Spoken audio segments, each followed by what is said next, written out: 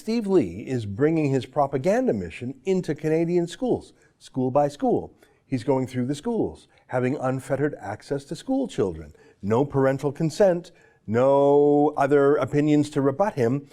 He's crazy, and he's coming with the "I'm here to heal you with global warming" semi-religious BS talk. It's being allowed into the schools. Here's a story by David Staples. Oil and gas and cattle industries under fire at Canadian schools. The Canadian oil and gas and cattle industries are under fire at schools across Canada. Climate activist Steve Lee is taking aim at fossil fuel and meat consumption as part of his crusade to turn students into fellow activists. Lee's crusade, known as the 3% Project, is funded in part by green groups like Environmental Defence and Equiterre, which are part of the ongoing campaign to landlock Alberta oil, backed by major U.S. foundations. Good for Staples. He says that Lee refuses to do an interview with him, of course. So Staples publishes his interview questions to the world, questions he would ask Lee if Lee could answer them. Here's some of them. Do you want to landlock the oil sands?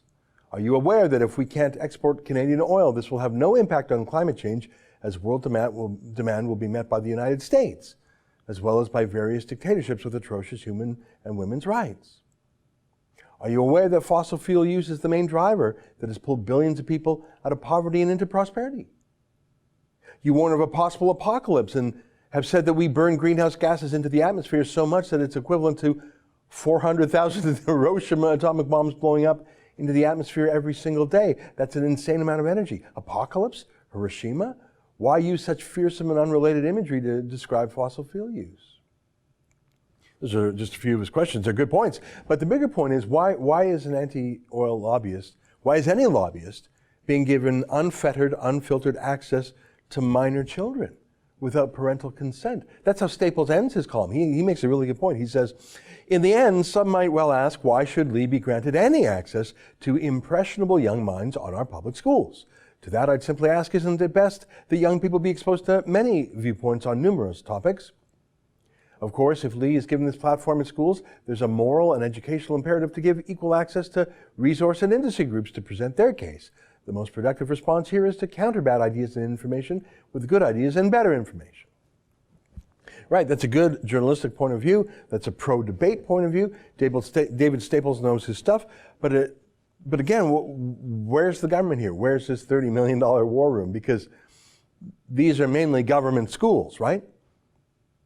So why is the government school that is operating in loco parentis? That's the law speak. That's Latin for in the place of parents. When you give your kid to a school, they have a fiduciary duty to take care of your kids in your place. Why are schools letting in a lobbyist into these government schools and giving access to your kids?